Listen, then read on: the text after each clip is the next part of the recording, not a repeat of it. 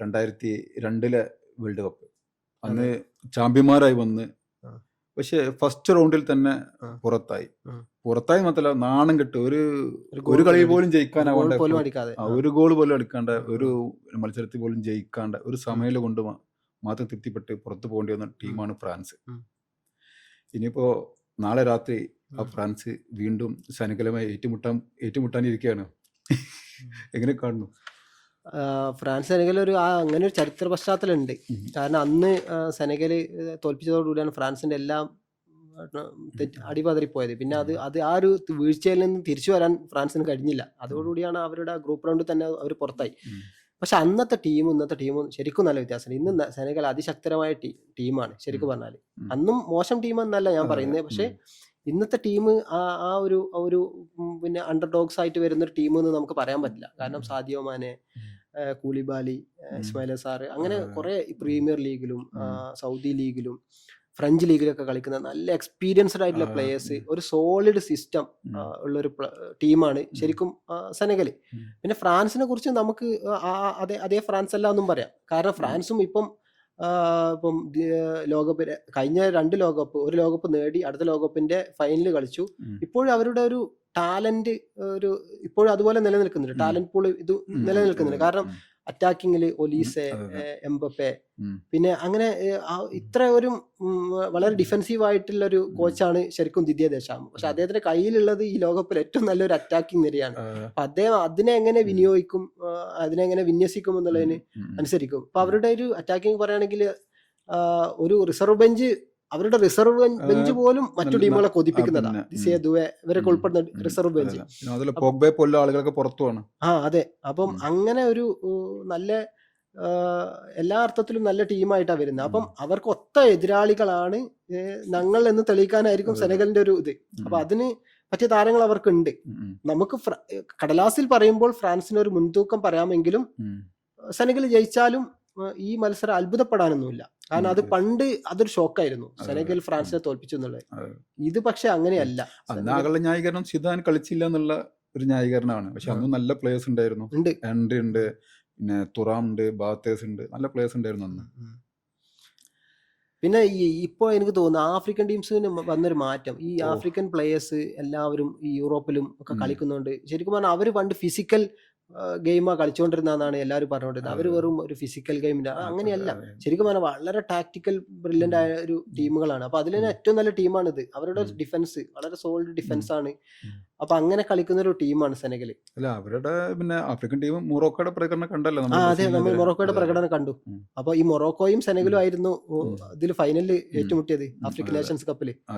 അപ്പൊ അത് വിവാദമായി മത്സരം. അത് ആരാണ് ജേതാവെന്ന് ഇപ്പം പല രീതിയിൽ കൺഫ്യൂഷൻ ആണ്. ഒരർത്ഥത്തിൽ മൊറോക്കോയാണ്, ഒരർത്ഥത്തിൽ സെനഗലാണെന്ന് പറയാം ആ രീതിയിൽ. പക്ഷെ അതാണ് ഒരു. അതുപോലെ ഇന്ന് രാത്രി വരെ നടക്കാൻ പോകുന്ന മത്സരമാണ് സ്പെയിൻ കേപ്പ് വെർഡെ മത്സരം. സ്പെയിൻ പറഞ്ഞാൽ എല്ലാവരും ഉറ്റുനോക്കുന്ന ഏറെക്കുറെ ഒരു ജെൻസി ടീം എന്നൊക്കെ പറയാവുന്ന ഒരു ടീമാണ് സ്പെയിൻ. പൂക്കി ടീമാണ്. പൂക്കി ടീമാണ്. അതെ. ഈ സ്പെയിൻ കേപ്പ് വെർഡെയുടെ സംഭവം ഇതിപ്പോ ജർമ്മനി ക്യുറസാവോ പോലെ എല്ലാരും പറയുന്നത് ഒരു ദാവീദ് ഗോലിയാത്ത് പോരാട്ടമായിരിക്കും എന്നുള്ളത്. അങ്ങനെ തന്നെയാണ് നമ്മളൊരു പ്രതീക്ഷ. സ്പെയിനിന്റെ ഒരു സംഭവം, സ്പെയിൻ അവരുടെ ഒരു പൊസഷൻ ഫുട്ബോൾ എന്ന് മാറി ഒരു ഡയറക്റ്റ് ഫുട്ബോൾ, വെർട്ടിക്കൽ ഫുട്ബോൾ കളിച്ചു തുടങ്ങുന്നുണ്ട്. പിന്നെ പുതിയ കോച്ചിന് ഫിയോന്തയുടെ കീഴിൽ, പുതിയ കോച്ചല്ല, കുറച്ച് വർഷങ്ങളായി. അപ്പൊ അദ്ദേഹത്തിന് കീഴിൽ അതിന് കാരണം അവർക്ക് നല്ല ഫാസ്റ്റ് വിങ്ങേഴ്സ് ഉണ്ട്. നിക്കോ വില്യംസിനെയും ലെമീൻ യമാലിനെ പോലെ, പിന്നെ നല്ല യങ് പ്ലേയേഴ്സ്. അപ്പൊ അവർ ഈ പൊസഷൻ ഫുട്ബോൾ മാത്രം കളിച്ചിരിക്കേണ്ട ആവശ്യമൊന്നുമില്ല. അപ്പം പന്ത് കിട്ടിയാൽ പറ്റുകയാണെങ്കിൽ പെനാൽറ്റി ബോക്സിന്റെ അടുത്ത് എത്രയും പെട്ടെന്ന് എത്തുക, ഇല്ലെങ്കിൽ മാത്രം അവർ പൊസഷൻ ഫുട്ബോൾ കളിക്കുക എന്നുള്ള രീതിയിലാണ് സ്പെയിൻ. അപ്പം സ്പെയിനിന്റെ ഇത് ഏറ്റവും വലിയ അഡ്വാൻറ്റേജ്. അവർ ഈ മിക്സഡ് അപ്രോച്ച്, അതായത് പൊസഷനും കളിക്കാൻ അറിയാം, ഡയറക്റ്റ് വെർട്ടിക്കൽ ഫുട്ബോളും കളിക്കാൻ അറിയാം എന്നുള്ളതാണ് സ്പെയിനിന്റെ ഏറ്റവും വലിയൊരു അഡ്വാൻറ്റേജ്.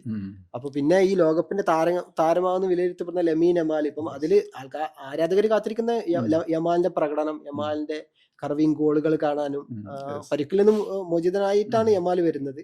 അപ്പം ജർമ്മനി ക്യുറസാവോ പോലെ ഒരു റിസൾട്ടാണ് പൊതുവെയുള്ള ഒരു വിലയിരുത്തൽ എന്ന് പറയുന്നത്. യമനിലെ വെല്ലുവിളിയാണ് ഇനി മൊറോക്കോയുടെ അയ്യൂബ്. നല്ലൊരു കോമ്പറ്റന്റ് ആണ്. അത് പക്ഷേ അയ്യൂബ് ശരിക്കും മിഡ്ഫീൽഡർ ആണ്, യമാല് വിങ്ങർ ആണ് എന്നുള്ളൊരു വ്യത്യാസമുണ്ട്. അപ്പൊ അങ്ങനെ ഒരു ശരിക്കും പറഞ്ഞാൽ നമ്മൾ ആലോചിക്കും മെസ്സിക്കും റൊണാൾഡോക്കും ഈ ലോകകപ്പോട് കൂടി കുറെ ഇതിഹാസ താരങ്ങൾ ഇവിടെ പറയുന്നുണ്ട്.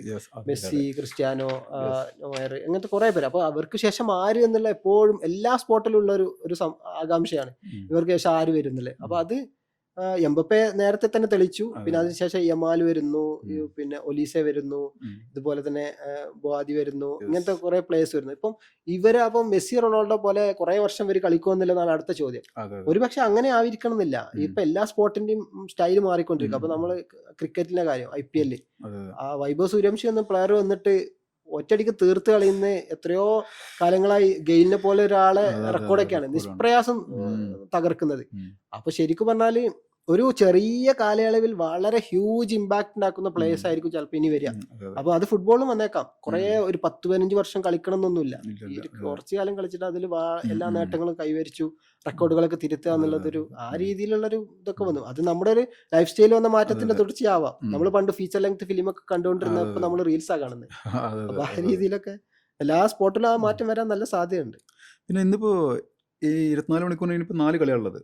അതിൽ എല്ലാ മത്സരങ്ങളും ഏതെങ്കിലും വിധത്തിൽ പ്രത്യേകത ഉണ്ട്. സ്പെയിനും നിങ്ങൾ പറഞ്ഞ പോലെ കർബ് വെറുതെ ആയാലും ശരി, അതുപോലെ ഈജിപ്തും ബെൽജിയം ആയാലും ശരി, സൗദി, ഉറുഗ്വ, ഇറാൻ, ന്യൂസിലൻഡ്.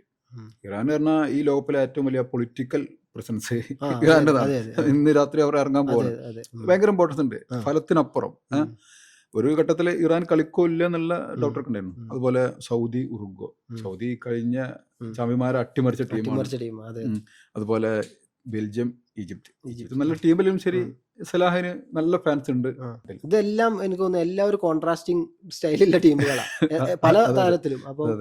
അപ്പോ ഇറാന്റെ കാര്യമാണ് പ്രത്യേകിച്ച്. ഇറാൻ ശരിക്കും പറഞ്ഞാൽ കളിക്കുന്ന അവരുടെ കളിയേക്കാൾ ഉപരി കളിക്കപ്പുറം മൈതാനത്ത് പുറത്ത് എന്ത് സംഭവിക്കും, എന്തെങ്കിലും തരത്തിലുള്ള ഒരു രാഷ്ട്രീയമായ കാര്യങ്ങളോ സൂചനകളോ അതിൽ ഉണ്ടാവുമോ എന്നുള്ളതാണ് എല്ലാവരും ഉറ്റുനോക്കുന്നത്.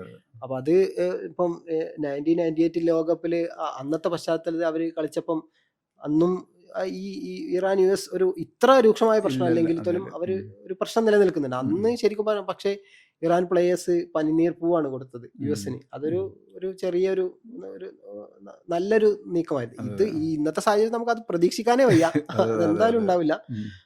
അപ്പം ഇറാൻ മത്സരത്തിന്റെ ഒരു പ്രസക്തി അത് തന്നെയാ ശരിക്കും പറഞ്ഞാല്.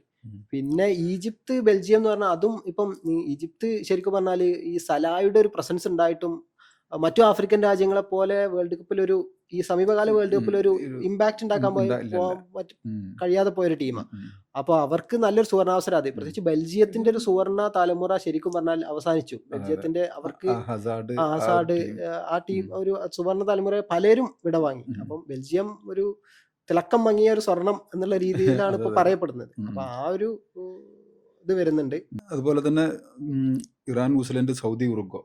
സൗദിയിൽ ഇപ്പൊ നല്ല ഫുട്ബോൾ നല്ല ഒരു വളക്കൂറുള്ള മണ്ണായി മാറി. പ്രത്യേകിച്ച് സൗദിക്ക് ഒരു മൊമെന്റം കിട്ടിയത് സൗദി അർജന്റീനയെ തോൽപ്പിച്ചതോടുകൂടി അവർക്കൊരു മൊമെന്റം ഉണ്ട്. പിന്നെ സൗദി വേൾഡ് കപ്പിൽ എപ്പോഴും അത്ര മോശമില്ലാത്ത പെർഫോമൻസ് നടത്തുന്നത്. ഇടയ്ക്ക് അവർ വലിയ തോൽവികളൊക്കെ ഏറ്റുവാങ്ങിയിട്ടുണ്ട്. ജർമ്മനിയോട് 8-0 ഒരു വേൾഡ് കപ്പ് തോറ്റിട്ടുണ്ട്. പക്ഷെ അതിന്റെ മുമ്പ് 1994 വേൾഡ് കപ്പിൽ അവരുടെ ഒരു അലുവൈറാന്റെ ഗോളൊക്കെ ഇപ്പോഴും ആൾക്കാർ വീഡിയോ കാണുന്നതാണ്. മർഡോണയുടെ ഗോളിനോട് സാമ്യമുള്ള മധ്യനിരക്കാരിൽ പന്തുമായി ഓടിക്കാറില്ല ഗോൾ. അതെ. അപ്പൊ അങ്ങനെയൊക്കെ ഉള്ള ഒരു പെർഫോമൻസ് ഉള്ള ടീമാണ്. അപ്പം സൗദി അവരുടെ ഏറ്റവും വലിയ സംഭവം 2034 സ്വന്തം നാട്ടിൽ ലോകകപ്പ് നടക്കുമ്പോഴേക്കും ഫുട്ബോളിലും ആ രീതിയിലൊരു മുന്നേറ്റം ഉണ്ടാക്കാൻ പറ്റുക എന്നുള്ളതാണ്. അപ്പൊ ആ ഒരു പശ്ചാത്തലത്തിൽ കൂടിയാണ് സൗദിയും ഏഷ്യൻ ടീമുകൾ പൊതുവെ പണ്ടത്തെ ഒരു ആ ഗ്യാപ്പ് ശരിക്കും കുറഞ്ഞു വരാം. അപ്പൊ ജപ്പാൻ നെതർലാൻഡിനെതിരെ കളിച്ചത് നമ്മൾ കണ്ടല്ലോ. പിന്നെ ഏഷ്യൻ കോൺഫെഡറേഷനിൽ കളിക്കുന്നതാണ് ഓസ്ട്രേലിയ തുർക്കിക്കെതിരെ ജയിച്ചു. ആ രീതിയിൽ ഒരു വൻകര അന്തരം ശരിക്കും പറഞ്ഞാല് കുറഞ്ഞു വരുന്നുണ്ട് എന്നുള്ളതാണ് തോന്നുന്നത്. അപ്പൊ ആഫ്രിക്കൻ ടീംസും അതുപോലെ തന്നെ നന്നായി കളിക്കുന്നു, പണ്ടത്തെ പോലെ അല്ല. ഈ സൗദിയിൽ പഴയ പോലെയല്ല, ഫുട്ബോൾ ഫാൻസ് വളരെ കൂടിയിട്ടുണ്ട്. കാരണം ഒന്നാമത് അവർ പിന്നെ ഈ ഫുട്ബോളിന് വേണ്ടിയിട്ട് നല്ല തോതിൽ ഇൻവെസ്റ്റ് ചെയ്തിട്ടുണ്ട്.